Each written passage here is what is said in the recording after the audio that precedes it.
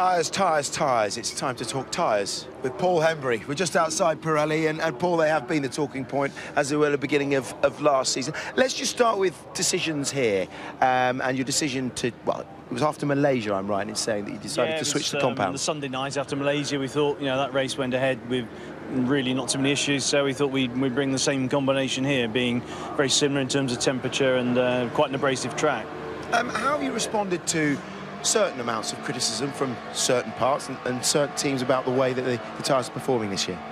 It's really bizarre because behind the scenes we've actually got a lot of lobbying for people telling us not to change things. So there's obviously a media sort of led point of view which comes from the drivers, and then behind the scenes we've had a lot of lobbying. I think there's now 8 teams that have come to us, written to us, emailed us and said whatever you do, don't change anything. Right. So we're in a bizarre situation, really. Yeah, and talking to drivers, when we were in China, after qualifying, we had the three drivers up there. Lewis sort of said that he thought that, I think he was saying it to Fernando, he seems to be the best guy that looks after his tyres.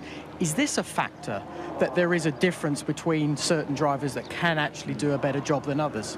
Well, that's certainly the case. A driver, it's good that it's the case in reality, because the driver has an input, and there are differences, as I think you've seen, really, between teammates as much as is the best descriptor, because between cars, as you know, it's really often very hard to understand what are the real differences.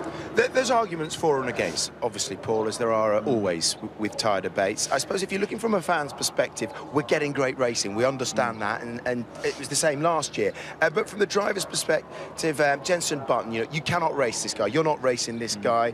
The difference in strategies, which is, again, that's made it fairly exciting. But some of the drivers having to go around about 70%. Yeah, well, you race to the package you've got. In this case, it's tyre limited in some cases. I mean, it's been like that through history in many ways. You'll still find at the end of the race it's going to be the fastest car and the best driver on the day. So, it's a bit like saying, could I have another 100 horsepower more? These engines could easily give you more. So it's where you want to take it. I mean, we got asked to replicate Canada 2010. I mean, if you remember that race, that was quite a novel race compared to the way or the format of races during that period of time. And that's the input we've had, and the impact we've been told to continue giving. And I think one thing we had, Simon, back in sort of the late 80s, early 90s, when we used to race Bridgestone, you had a similar situation there, that they were good for about 2 or 3 laps. There was a bit of a drop, and one guy who's very famous for looking after them, Alain Prost, the professor, was good at actually massaging them back. Now, it's something that I think we're starting to see again this time around. Is that what you see? That is the case. I mean, there was also brakes were, at one stage in the history, you had to look after your brakes and then you could go strong. I mean, Nigel Mansell himself was famous charger, wasn't he? And you could only have done that by managing his race. And you see it in other sports. Valentino Rossi was very famous for charging through the field. So, that is an aspect that's there. It doesn't mean to say that everything's perfect. We get to see the cars like everybody else in Melbourne. So we've seen the development this year on some cars has been vast, much more than anticipated. Last year we were probably looking at 1 second between 16, 17 cars in Q2. This year there's a big gap, almost up to 2 seconds. So the guys at the front are pushing a lot harder than we saw last year. The degradation though in China, Paul, on the softs, I mean, nigh on, well, just about less than a second a lap. We saw it. Yeah. Was it too much? Well, we intended that really to be almost like a quali tyre. It was to push the people. They needed to use it to get the time. And then you found at the start of the race they had to pit early, and the hope there was more of the Q2 teams had taken the harder option. They didn't actually, and we were surprised by that, because that would have enabled them to gain position on the circuit and would have made it harder or made it more interesting as the Q3 guys come charging through. So that was the idea. It wasn't intended really as a race proposition. Everyone's in it together. I mean, we all want the best for racing. How do you go about developing your compounds throughout the season now?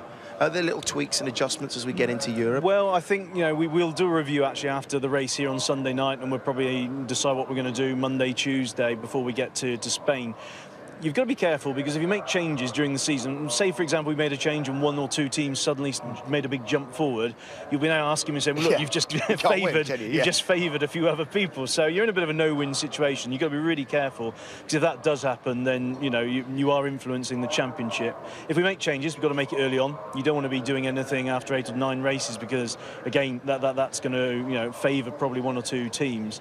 And also bear in mind, we're having the same conversations last year, and by the end of the year nobody was talking about it. You know, the teams have the best engineers in the world. The drivers are there at the top for good reason. You know, they're intelligent people. They work out how to get the best out of the package, and you'll see the same. You'll see the same as we go forward. I'll be interested on both your takes on this as well. Lewis Hamilton saying that he's having to adjust his technique. He's had to learn a couple more techniques